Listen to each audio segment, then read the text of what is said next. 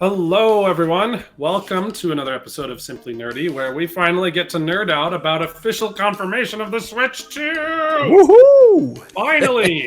I mean, there's not a whole lot to be said. So far, all they've really shown is kind of the form factor. Kind of showed some of the new, well, I don't know if we'd call it ergonomics, but, the way that things fit together. And I have to say, while it looks crazy slick, I'm just over here being like, oh my gosh, finally, official confirmation. I don't have to feel like I'm, wearing tinfoil hats anymore, just trying to get this thing to exist. But they did confirm a lot of what rumors have been speculating or at least leaking and sharing with us. The backwards compatibility, that is now officially confirmed for physical hardware and the digital games. From the regular Nintendo Switch. And then also it looked like when the thing was sliding around on its side, is that confirming the whole mouse optic ability of the Switch 2 Joy-Cons? I don't know. I need to go back and watch that because I have no idea what you're talking about.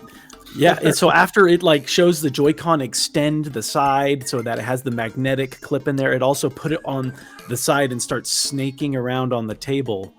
Or something. Yeah. Anyway, I'll have to rewatch the video too.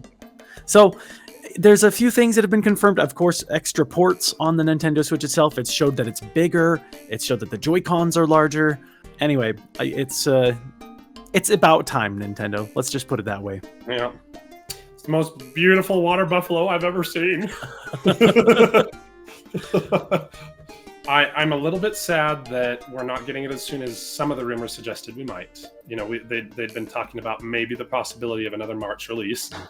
But I think that the fact that the next Direct happens on April 2nd, I feel like that gives further credence to the rumor that it will be releasing kind of the early summer timeframe, which I could absolutely live with. That's still not super far out. And I'm just glad that they didn't say that the next Direct was going to be on April 1st, because then I would have been very, very sad thinking this whole thing was just one giant joke. So April 2nd, we get a lot more information. Well, hopefully a lot more. And but for now, I'm just tickled that it's not a theory anymore. Yeah. As far as this goes, I'm just so relieved that it's finally official. Oh, yeah. Yeah. It's kind of fascinating that, basically all the leaks and the rumors about the form factor are accurate. They were true. So it appears like the magnetic Joy-Cons and extra buttons, extra ports, all that, like we were saying. This is what I wanted. I wanted a direct sequel to the Nintendo Switch, because I love the hybrid console. I love the portability of it. I don't know that my main desire for the console is fulfilled yet, which is that I want a more powerful Switch.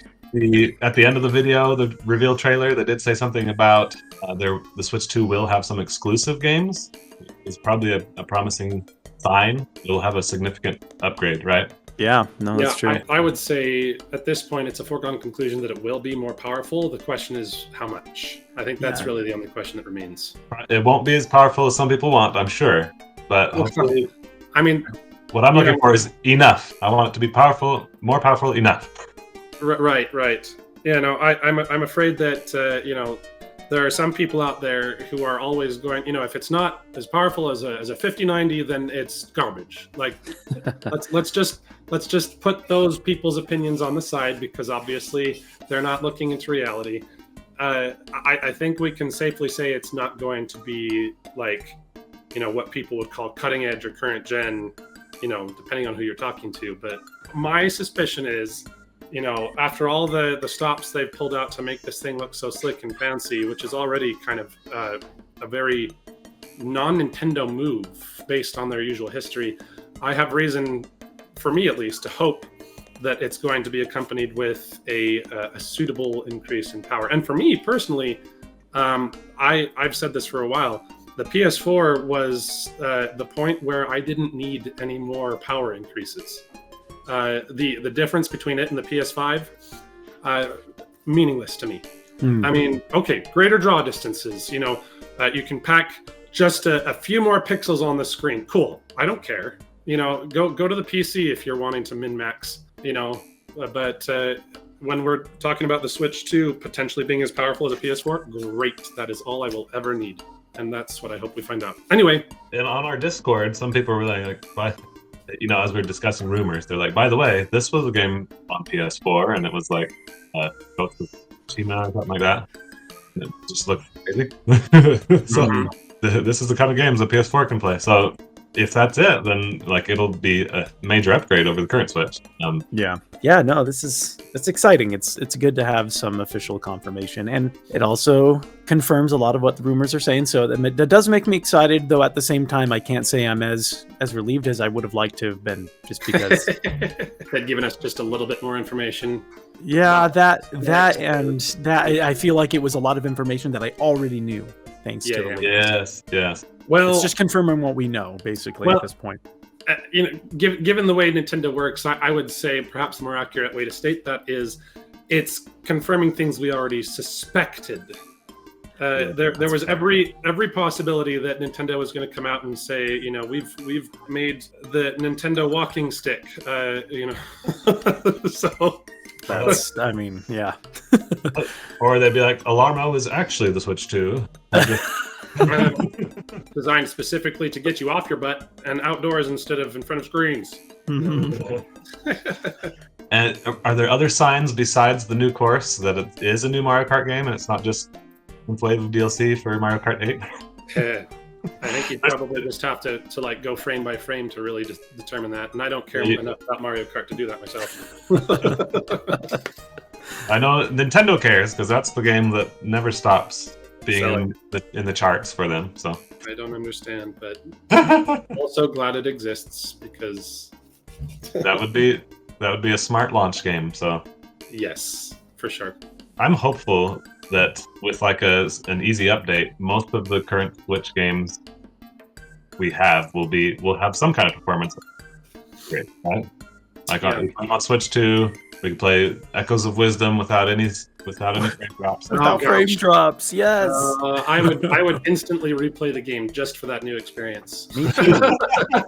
It would be good.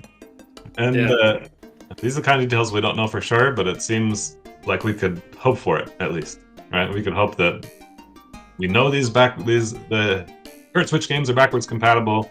Let's hope they play a lot better on the next hardware. Well, I guess we've got some time to still theorize a bit, but at the very least, there's the one very big piece of the puzzle has been put in place, so we no longer have to theorize at least about the silly thing's existence and its form factor and all that. So I am very pleased for that, and I will just conclude at least my thoughts with one more thing that I hope, which is the timelines that they've shown so far. First of all, the first look today, the direct on April 2nd, and then what I think to be the potential for an actual early summer release, like some of the rumors have suggested. And, we've seen that the rumors were crazy spot on this time. And so that gives me hope that one is also spot on. My final hope is that this means the stars are aligning for Metroid Prime 4 to be a Switch 2 launch title. Built for the Switch 2, and maybe it'll still come out on Switch, but the Switch 2 is where it'll shine. That's what I really want that to happen. And the runway looks clear so far, so fingers crossed. Another detail as we're wrapping up, Pokemon Day is coming up soon, right? Mm-hmm. Yeah. It's in early February or something like that, mid-February. There've been some Anyway, go on. So yeah, there have been some rumors about it that they might only talk about current Switch games, which seems a little silly. Now that we know the Switch 2 is real and that it's coming sometime this year. Pokemon Legends ZA will probably appear in the Pokemon presentation. So I don't know if we see in a couple of weeks, we see the Pokemon Day announcements, and if that'll give us any clues about release dates for, like, is ZA going to be cross-gen? Will it be a launch title for Switch 2? What kind of information might we glean from that presentation? But that's something else to maybe look forward to and give us some clues. Yeah, I think you're right. So it sounds like, even though there's still some waiting left, that we've got a lot to look forward to in the coming months. and I couldn't be, well, I could be happier, but I'm going to be happy with the amount of happy I am. So it's the biggest thing we've gotten in years. So, well, listeners, thanks for tuning in, and let us know your thoughts on the reveal. Were you as pleased as we were? Were you underwhelmed? Anything in between? Let us know in the comments, and let us know your hopes too. And also, if you've enjoyed listening to us, please consider giving us a like, a subscribe, and ring that notification bell so you can hear more from us. And until next time, guys, keep it nerdy. Keep it nerdy. Nerdy.